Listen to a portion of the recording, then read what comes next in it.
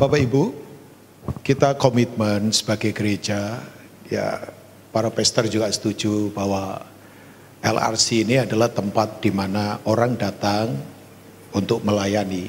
Jadi kalau Bapak Ibu datang ke LRC, ya memang harus berpikirnya semua harus melayani. Kalau mau cari tempat yang ya musik bagus, banyak gereja yang musiknya bagus.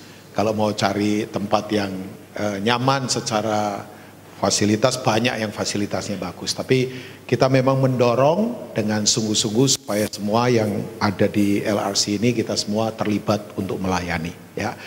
Nah, karena ini temanya adalah Church and Mission, jadi saya akan ke sana. Tema kita bulan ini adalah gereja dan misi. Nah, Bapak Ibu, saya ingin mengajak kita, ada satu atau dua nyawa yang saya bagikan soal misi. Nah, sebab bahwa ini yang menjadi destiny dalam diri kita, ya, nggak boleh yang lain. Waktu Yesus menyatakan the Great Commission, amanat agung, itu dimulai dari dua kata hebat, ya. Jadi di tengah-tengahnya dan maksudnya di atas dan ditutupnya itu dengan dua kata yang merupakan kekuatan buat gereja. Ya, waktu dia bangkit kita tahu di Matius pasal 28, nanti Bapak Ibu bisa lihat bahwa waktu dia berkata pergilah jadikanlah apa? Semua bangsa muridku. Ya, dia berkata kata bangsa di situ memakai kata etnos. Katakan etnos boleh Bapak Ibu?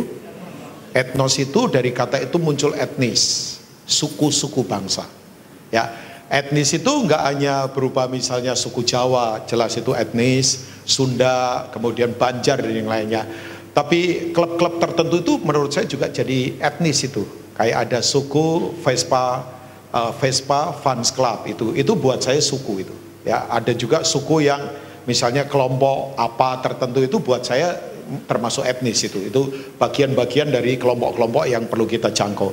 Nah, sebelum dia berkata atau di tengah-tengah ya dia berkata tentang the Great Commission, amanat agung, kan dimulai dari kata ini, segala kuasa yang di sorga dan di bumi ada di tanganku. Jadi gak usah takut, kita punya otoritas. Ya, jadi dimulai dari itu Tuhan beri kita otoritas yang kemudian begini dia berikan buat kita.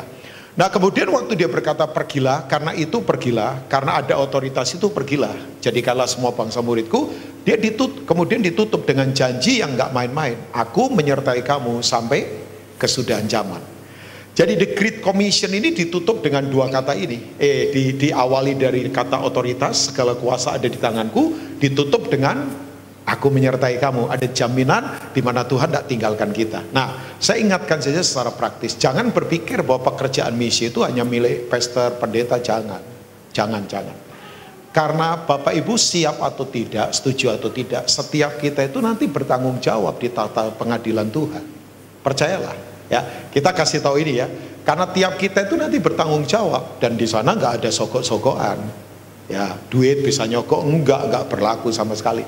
Itu makanya ini tanggung jawab setiap kita, ya katakan setiap kita Bapak Ibu. Jadi bukan tanggung jawabnya pastor, bukan tanggung jawabnya misionaris saja, tapi tanggung jawab kita. Kita mesti bergerak pada misi. Nah misi itu apa? Sederhana, itu adalah hati Tuhan supaya setiap orang diselamatkan.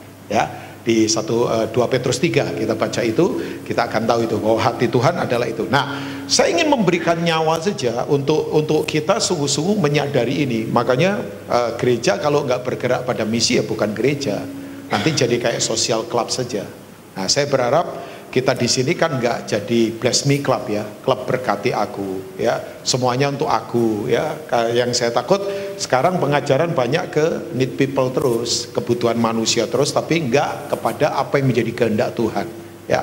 Saya selalu berkata buat banyak orang bahwa apapun yang kita kerjakan kalau nggak ada Tuhan di dalamnya ya percuma ya. Pak tapi dia kaya ya, percuma. Kaya tanpa kehendak Tuhan mau buat apa ya? Tapi dia hebat Pak, dia karirnya hebat, percuma.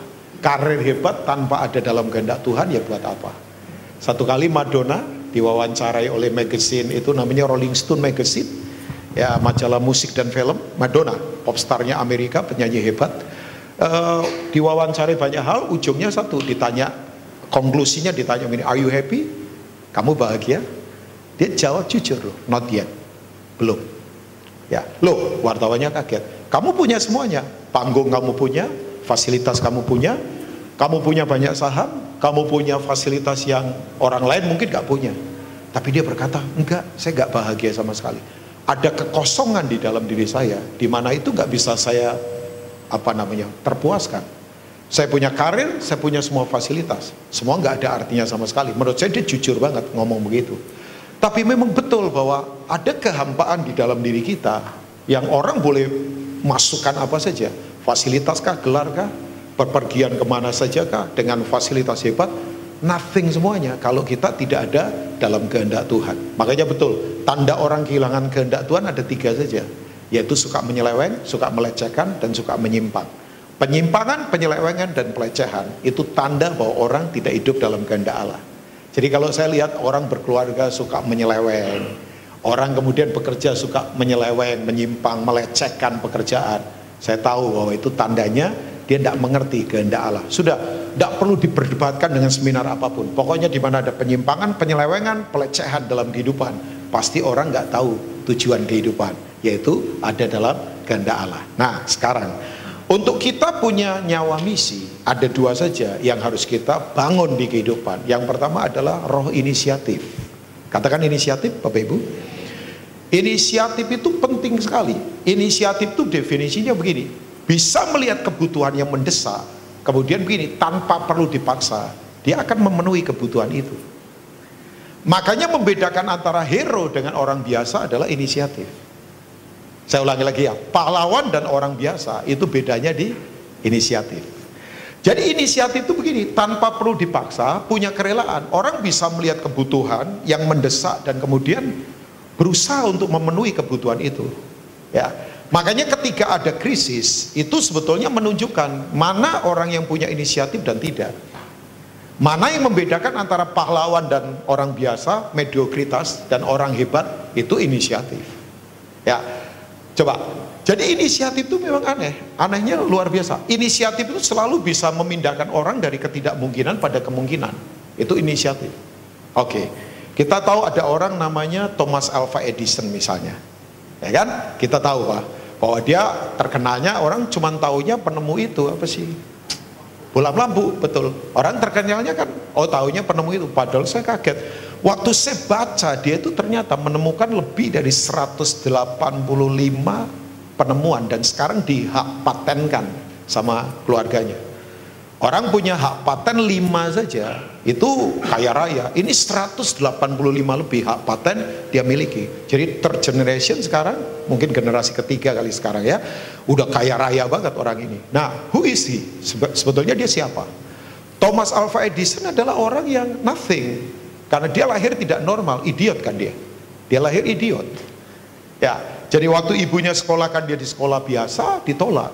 Anak ibu tidak normal, ini sekolah normal. Malah ibunya ngomong, bapak yang nggak normal. Ya kan? Sebab bapak ternyata nggak mau didik anak seperti ini. Jadi begini, saya ambil tanggung jawab. Makanya betul, ibu yang inisiatif. Nah, sumber inisiatif itu di keluarga. Saya itu kalau lihat orang nggak inisiatif, ini masalahnya di keluarga. Biasanya di keluarga salah didik, mau ngomong apa nggak boleh, kan ada banyak, terutama kita orang Indonesia ya, anak kecil itu kadang-kadang mengeluarkan pendapat langsung di stop, masih kecil kamu, itu pembunuh inisiatif itu, salah mendidik. Makanya saya belajar, saya setelah mengerti ini, saya hormati anak-anak muda keluarkan pendapat apa, bahkan saya lebih suka kita diskusi, ngobrol satu dengan yang lain. Sebenarnya khotbah begini ini paling nggak enak karena satu arah kan, cuman ya kita mau diskusi nanti waktu terlalu panjang ya. Nah, seringkali kan begitu anak kecil mau ngasih pendapat langsung di stop. Masih kecil kamu, diem, masih hijau kamu, kan begitu tuh ya. Tante Rika dulu dibegitukan nggak Tante? Kayaknya iya sih wajahnya ya Tante ya, makanya Tante suka senyum-senyum gitu. Nah kan kita begitu tuh, dulu anak kecil kan mau ngomong pendapat apa suka di stop. Jadi itulah yang kemudian begini, inisiatifnya jadi nggak ada, terbunuh karena salah didik. Makanya saya sih berharap yang punya anak-anak kecil, biarkan anak-anak kita keluarkan pendapat dong, idenya. Apa yang menjadi mimpinya dia keluarkan saja, nggak usah langsung di stop-stop begitu. Itu membunuh inisiatif. Makanya banyak orang pasif. Yang paling parah kekristenan itu kalau sudah pasif kan. Wih, pasif itu paling ngeri loh Bapak Ibu. Ngeri banget, cuek, masa bodoh dalam kehidupan. Saya ingatkan ya, jadi Kristen jangan cuek. kita selalu peduli. Oh, kurang mantap kayaknya, amin nih. Kita selalu peduli, amin. Gak, sebab orang kalau inisiatif. Nah, nanti saya beritahu kenapa kita berinisiatif. Karena kita tahu siapa raja yang kita sembah. Kalau kita tahu raja yang kita sembah, weh, masa hitung-hitungan sih? Karena saya tahu siapa yang saya sembah, saya mau berinisiatif. Kita sembah raja yang hebat kok, Bapak Ibu. Yang sumbernya tidak terbatas kan? Coba, saya kasih contoh, Coba ini orang yang berinisiatif, ini orang misi. 2 Samuel 23 kalau nggak salah. Baca mulai ayat 8 ya, tapi saya tidak akan baca ayat 8. Saya baca nanti ayat yang ke-15 saja. Coba boleh tampilkan.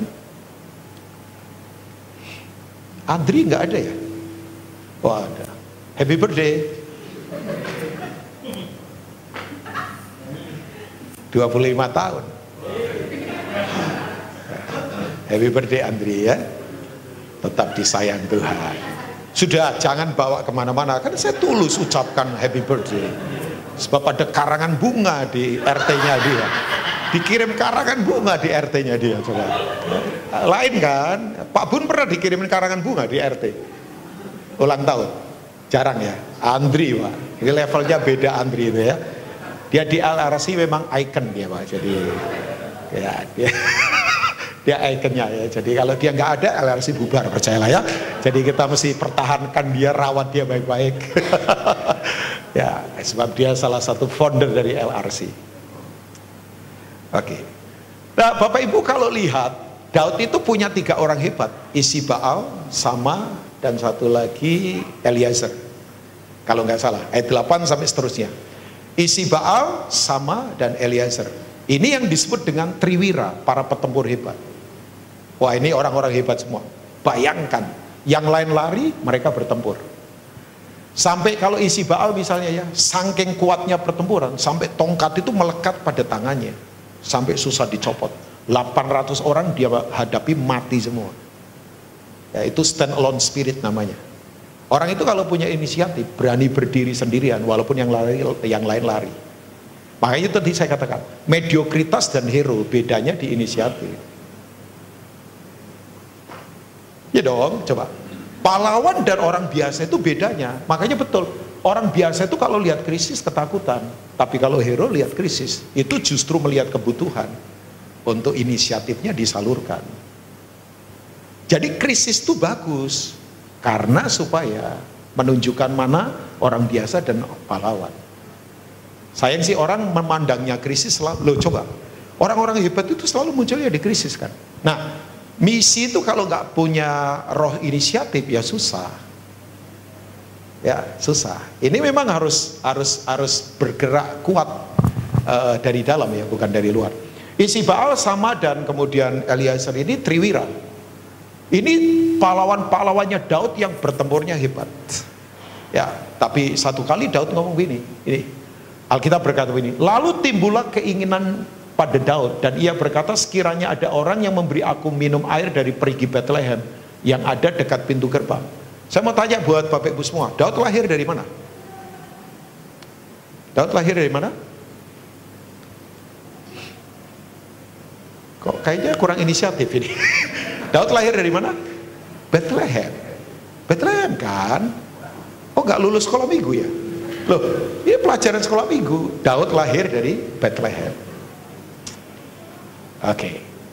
Satu kali begini, dia itu tiba-tiba rindu air minum desanya dia, kotanya dia. Dia rindu, wow, aku pengen minum ini. Cuman Bethlehem dikuasai tentara Filistin. Nah, orang kalau tinggal di padang gurun, saya ingatkan, mata air itu adalah barang berharga yang harus dijaga. Jadi di sekitar mata air, tentaranya banyak. Ya kan, padang gurun kan mata air berharga. Siapa punya air, punya kehidupan. Makanya Bapak Ibu kalau nggak punya air, sekarang di tengah kekeringan dunia begini, ya kita nggak hidup. Mata air harus terus meluap dari dalam. Ya kan, itu bahasa rohani. Jadi Daud itu dulu ada pengkhotbah ngomong begini, raja pengen minum, raja minta minum. Menurut saya sih salah. Wong Daud nggak minta minum kok, dia ingin saja. Nggak ditulis aku minta minum loh, nggak.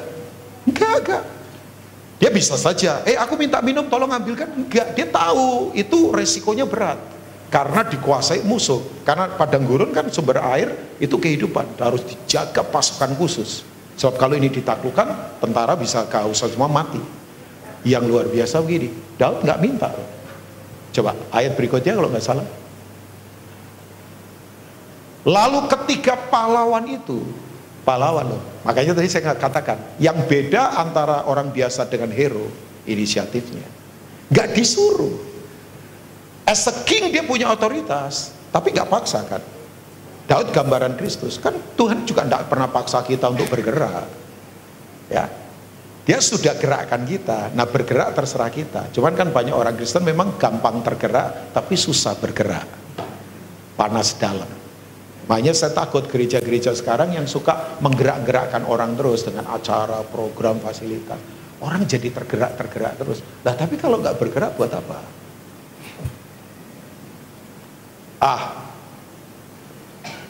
Pak Rubin enak ngomong begitu pendeta. No, saya itu kalau nggak bergerak ke misi juga buat apa? Nanti buat apa? Saya sebentar hari ini habis ini mesti langsung ke bandara. Kok Yudi nggak ada ya? Oh, coming ya. Saya mesti ke pedalaman 6 hari dengan tim. Ya, nanti September masuk lagi. Jadi ini terus mulai push saya supaya kalau enggak juga, waduh, mata nanti jadi nggak bening di kota terus. Makanya kalau mata di kota terus polusinya terlalu banyak. Ya nanti kataraknya kuat jadinya ya. Mesti mata itu harus suka menangis supaya bening. Mata itu kalau menangis, ya nggak sombong, matanya nggak licik. Matanya itu bening. Nah, itu bahasa misi itu. Jadi mata itu harus terus dibasahi dengan air mata supaya nggak kering. Kalau mata kering itu ya jadi nggak tajam, nggak bening. Itu kan bahasa misi itu. Makanya saya putuskan untuk lakukan itu karena saya sadar ini warisan dari Om Damaris. Pak Bun tahu evangelis Damaris MST ya, tahulah.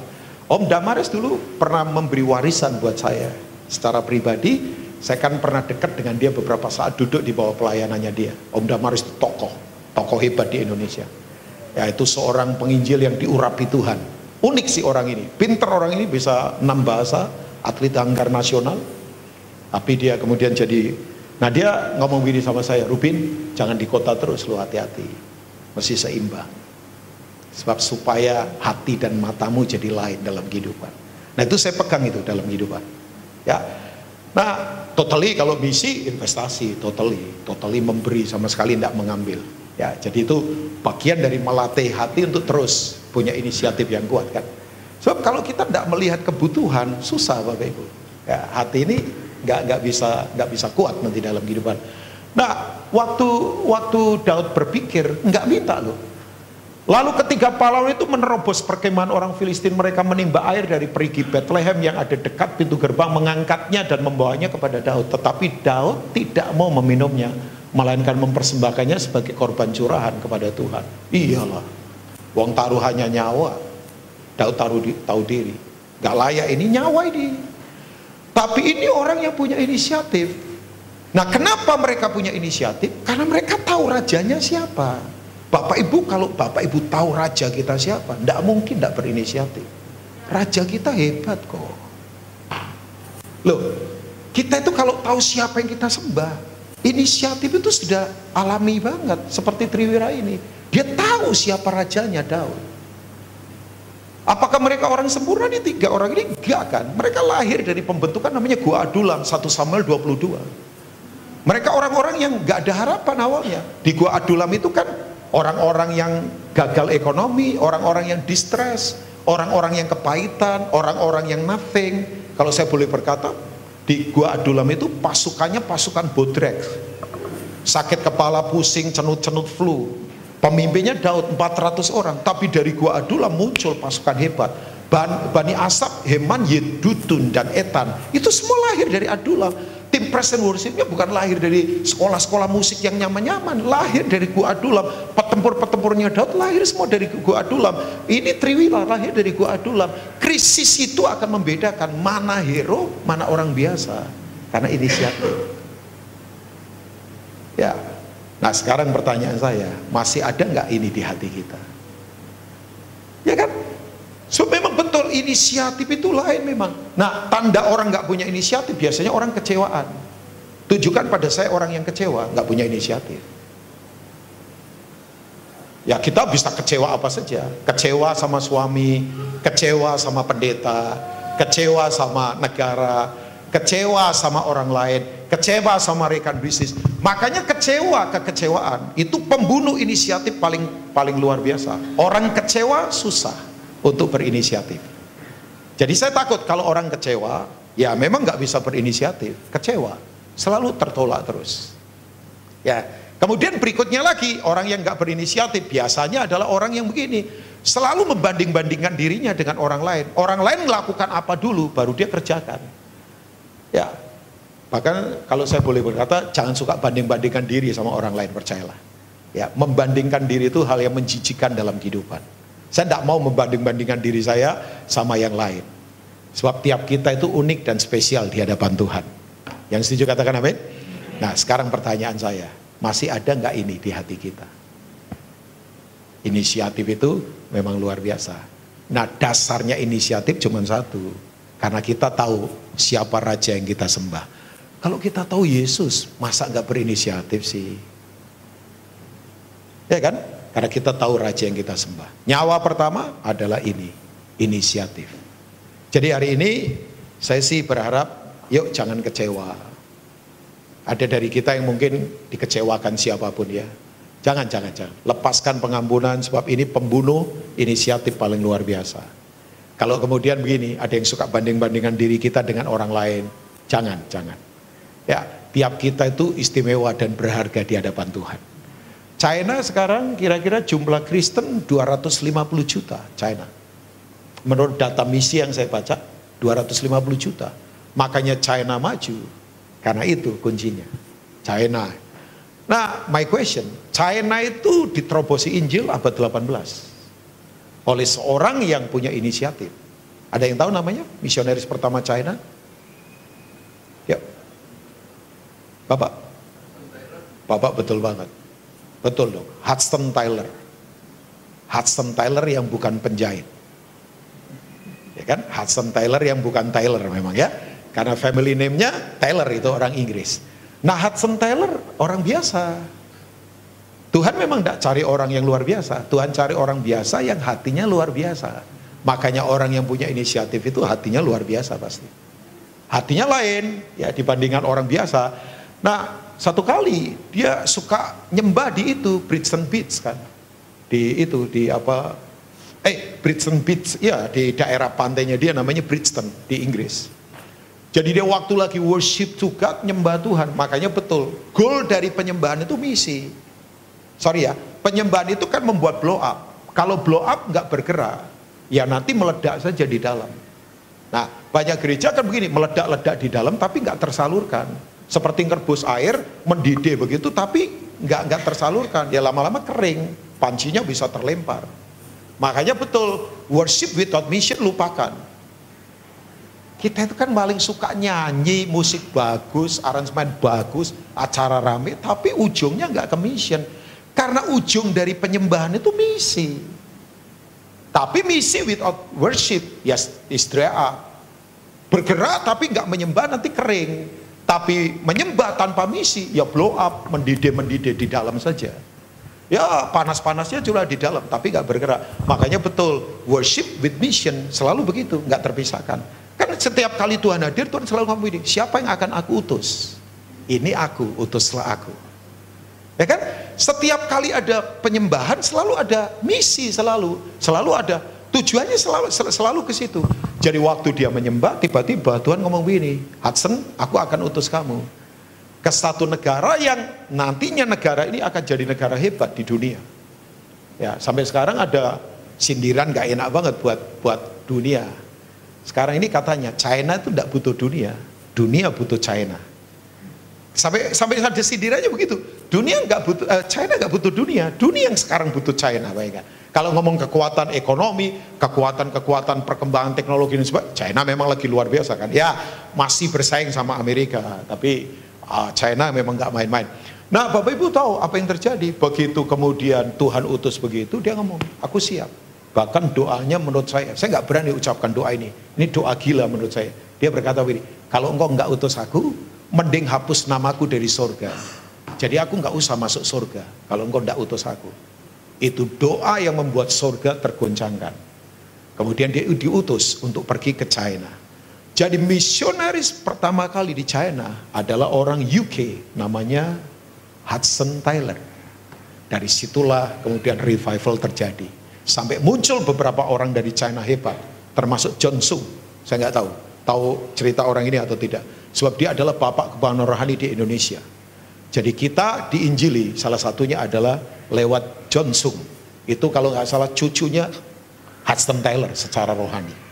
Ya, saya waktu belajar tentang pergerakan misi, saya berkata, wow, orang-orang yang punya inisiatif. India dilawat Tuhan.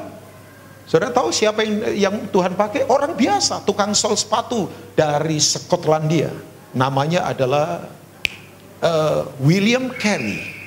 Seorang biasa yang kemudian bergerak ke India. India dilawat begitu luar biasa. Nah sekarang pertanyaan saya, masih nggak punya roh inisiatif? Ini yang membedakan orang untuk kemudian begini, bergerak pada misi. Yang kedua, saya tutup, nggak panjang-panjang. Yang kedua adalah ini dia. Bahwa nyawa dari misi nggak ada lain, adalah compassion, belas kasihan. Nah, belas kasihan bukan sekedar hanya perasaan kasihan. Kalau cuma perasaan kasihan ya biasalah ya, itu perasaan saja. Belas kasihan itu apa sih sebetulnya? Oke, Matius pasal 9, coba kita lihat.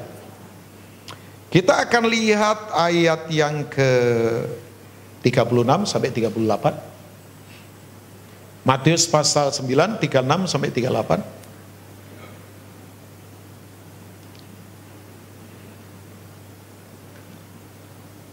Belas kasihan definisinya sederhana. Perasaan ilahi yang ditaruh di dalam kita untuk kita bisa merasakan apa yang Tuhan rasakan, sehingga kita bergerak untuk menjawab apa yang menjadi kerinduan hati Tuhan. Jadi perasaan ilahi yang Tuhan taruh di dalam perasaan kita untuk kemudian menggerakkan kita, selalu menggerakkan kita untuk menjawab apa yang menjadi kehendak Tuhan. Ya, nah ini dia, selalu Yesus tuh kalau mau melakukan apapun selalu ada something moving inside, ada sesuatu yang bergerak dari dalam. Itu yang namanya belas kasihan. Ya, belas kasihan itu kemudian begini, membuat level orang memang berbeda.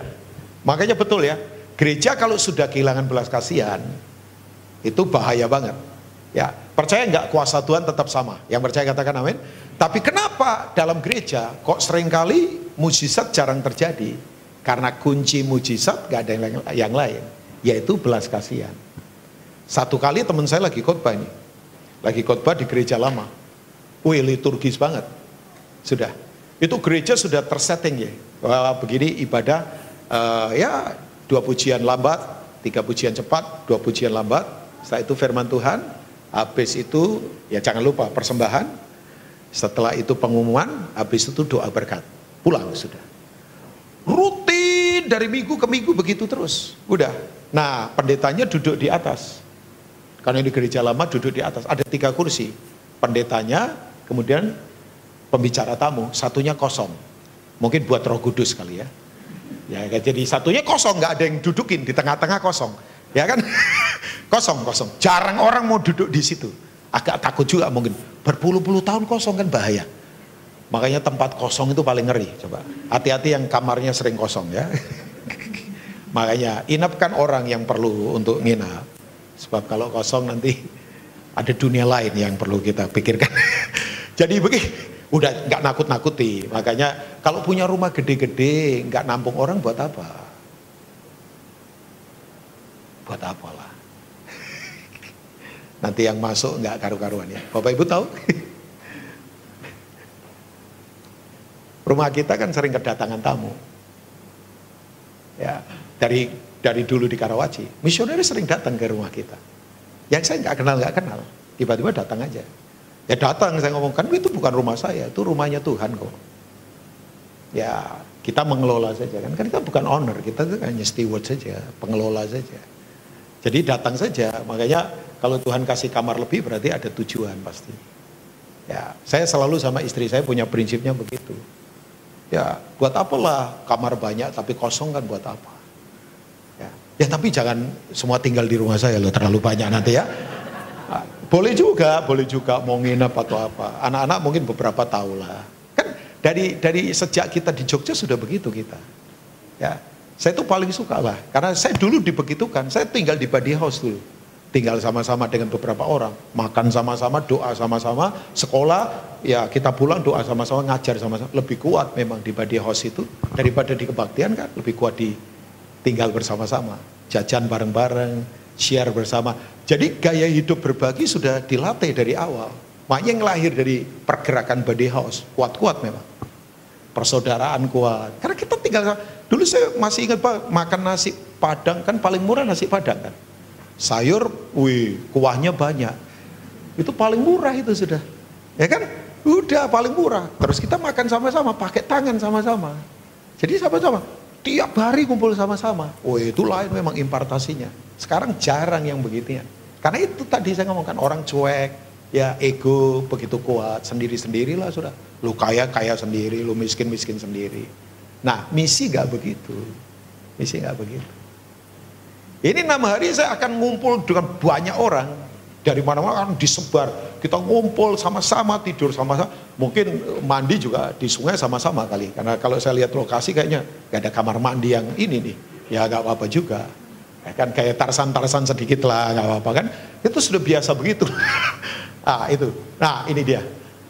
Ini yang sebelahnya Marta jangan diajak. Memang nanti perlu. Oke, ini dia.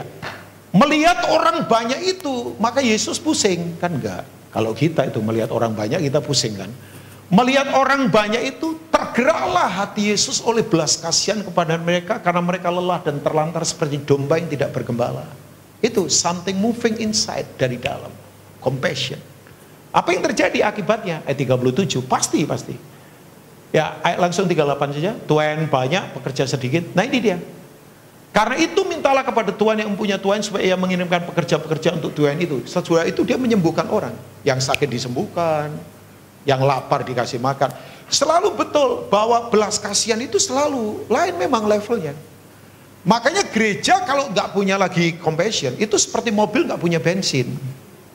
Pernah lihat mobil bagus, tapi nggak kemana-mana. Ya karena nggak punya bahan bakar. Pak mobilnya bagus loh Pak. Ya mungkin mobil baru keluaran terbaru ya boleh saja. Tapi kalau nggak punya bahan bakar ya nggak bisa kemana-mana. Nah belas kasihan itu selalu menggerakkan kita begitu. Karena perasaan ilah itu seperti kayak bahan bakar yang kuat. Nah saya akan tutup dengan 2 akibat dari belas kasihan. Ya, jadi belas kasihan itu memang levelnya beda. Kita semua mesti perlu pahami. Sebab yang pertama belas kasihan itu selalu akan melepaskan kebangunan rohani. Jadi di mana ada belas kasihan selalu ada kebangunan rohani. Orang kan suka itu tuh, enggak tahu, Rina pernah dengar Azusa Street Movement enggak? Di Azusa Street LA, Los Angeles. Baca cerita itu. Baca itu bagus. Atau kalau di Zoe itu, Zoe di Lawat tahun 65, pernah dengar enggak? Oh, belum dengar juga. Bagus, Meltari. Ketika angin surga bertiup di Kupang. Itu orang saksi hidupnya saya nggak tahu masih ada atau tidak. Tapi terakhir saya datang ke Kupang usia hampir 95 tahun. Waktu itu masih hidup. Ada satu bapak-bapak saksi mata dari pergerakan di Zoe. Ketika Tuhan melawat Zoe tahun 65. Jadi di Indonesia terjadi itu krisis G30 SPKI. Di Kupang terjadi lawatan, itu bikin merindingnya luar biasa. Tahu Bapak Ibu semua, anak-anak sekolah minggu yang biasa jalan 2 jam ke gereja, hanya 15 menit karena dilarikan malaikat.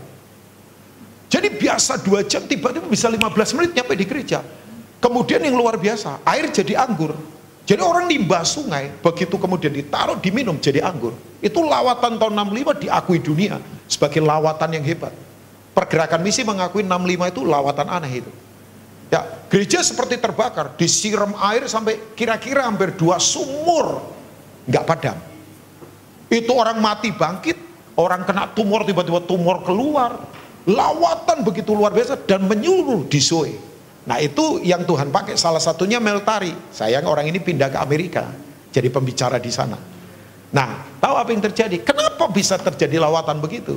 Saya nanti akan coba kasih tahu. Yang kedua Azusa Street, saya nggak tahu pernah dengar orang ini atau tidak. Sampai ada pendeta yang berharap Azusa Street terjadi lagi. William Seymour kan, tokoh yang Tuhan pakai, seorang black man, kulit hitam, yang Tuhan pakai. Ya, Paul tahu, Paul Azusa Street pernah dengar, tahu lah ya. William Seymour kan tahu lah pasti ya, black man, ya orang yang Tuhan pakai begitu luar biasa. Wih, itu pergerakan Azusa Street, gilanya luar biasa. Tahu? Di gereja orang lagi ibadah, radiasi sekian meter orang lagi naik sepeda, tiba-tiba tumbang di luar. Di bioskop-bioskop orang lagi nonton, tiba-tiba nangis, dilawat Tuhan. Beberapa pelacur yang lagi menjajakan dirinya, tiba-tiba sadar akan dosa. Kemudian sadar akan kebenaran.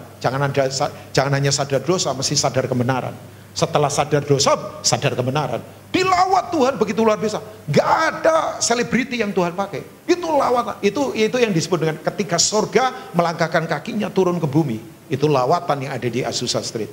Nah, dua lawatan ini, saya pikir kenapa bisa terjadi? Oh my God. Saya baru tahu kuncinya. Berhari-hari, berminggu-minggu, bahkan berbulan-bulan. Itu ada orang yang berdoa tiap malam. Doa semalaman. Nangis begitu luar biasa. Mereka nangis tiap malam di gudang jerami. Mereka punya kerinduan cuma satu, lawat kota kami Tuhan. Kalau enggak lawat mending kami mati. Itu doa bertubi-tubi, menangis begitu luar biasa. Itu doa menggedor pintu sorga, sampai sorga enggak tahan. Saya kemudian waktu belajar dari dua tipikal dari pergerakan ini, semuanya memang dimulainya dari compassion. Gak ada yang lain. Nah, pertanyaan saya, kalau ini gak ada lagi di dalam kita, ya susah ngomong misi. Oke, jadi belas kasihan melepaskan kebahagiaan rohani. Tapi berikutnya, saya tutup dengan ini. Coba kita lihat Lukas 17. Belas kasihan selalu melepaskan mujizat. Lukas pasal 17, kita selesai. Lukas pasal 7, ayat yang ke-11.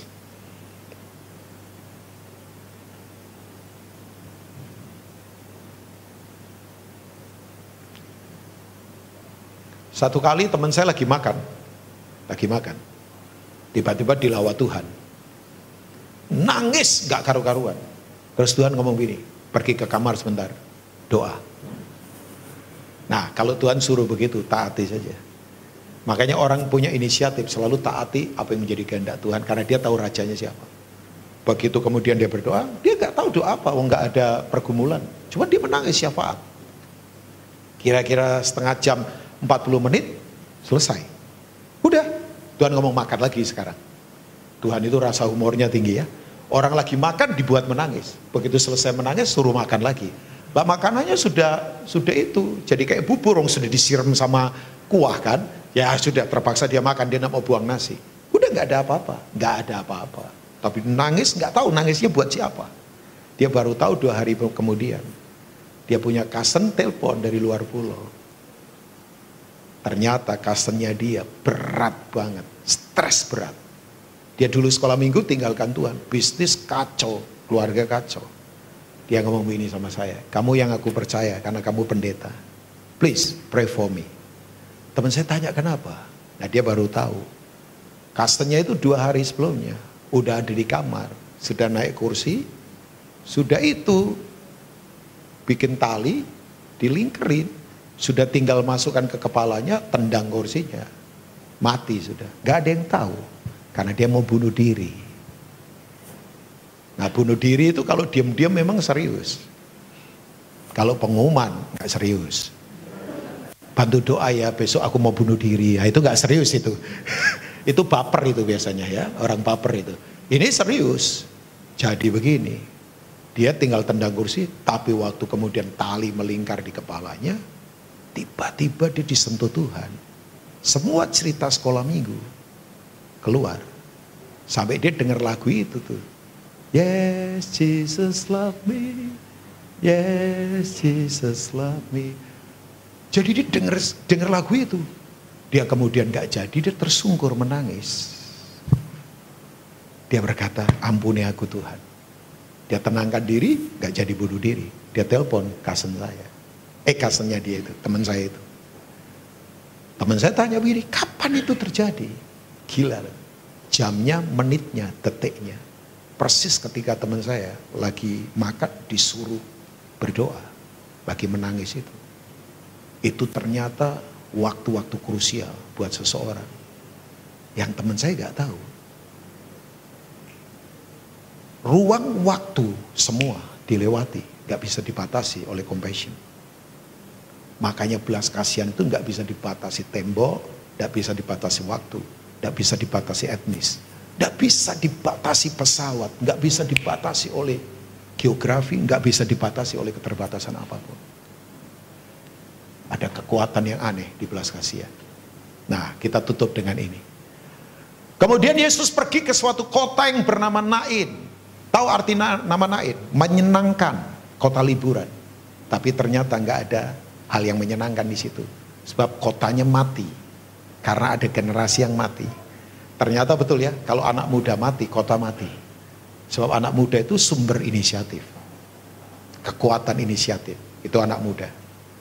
Ya makanya saya tadi katakan, di keluarga kalau anak muda mati, wah keluarga bisa parah ya. Bersama-sama dengan dia dan juga orang banyak menyertainya berbondong-bondong. Coba kita lihat ayat 12, saya akan selesai dengan 1-2 ayat lagi. Setelah ia dekat pintu gerbang kota, ini bahasa gereja, eklesia, ekaleo. Ya kan? Ada orang mati diusung keluar, anak laki-laki, anak tunggal ibunya yang sudah janda. Dan banyak orang dari kota itu menyertai janda itu. Gereja sekarang kebanyakan kayak janda ini. Karena banyak anak muda generasinya mati. Ya kasihan. Gak ada lawatan, gak ada pergerakan. Coba, kuncinya apa? Ayat yang ke-13. Nah ini dia. Dan ketika Tuhan melihat janda itu, apa Bapak Ibu? Tergeraklah hatinya oleh belas kasihan. Jadi ini kunci, bayangkan, untuk melepaskan mujizat, kota dilawat adalah ini. Lalu ia berkata kepadanya, jangan menangis. Wow, kita tahu cerita setelah itu, Tuhan kemudian menyentuh orang muda ini. Orang muda ini bangkit, kota jadi gempar. Makanya kalau anak muda bangkit, kota jadi gempar. Jadi efeknya ke kota. Anak-anak muda itu hati-hati ya, efek kalian itu ke kota. Produk kalian itu ke kota. Skill kalian itu ke kota. Makanya jangan main-main dengan kemudaan kita kan. Jangan mati kemudaan kita. Jangan mati inisiatif. Jangan mati karakter kita. Jangan mati skill kita. Jangan mati potensi kita. Karena impactnya ke kota. Dan ini kekuatan luar biasa. Tapi kuncinya adalah compassion. Ya, jadi saya berharap dua hal ini adalah nyawa dari misi. Satu apa? Inisiatif. Yang kedua apa? Belas kasihan. Kalau dua ini ada pada kita, lain ya. Coba, orang bekerja saja kalau penuh belas kasihan, lain bekerjanya. Iya dong. Orang kalau lakukan apapun, kalau penuh inisiatif, lain, levelnya beda. Bukan level biasa lagi. Ya, oke, itu saja yang saya bagikan, church and mission. Gereja harus terus bergerak pada misi yang kuat. God bless you all, Tuhan memberkati semua.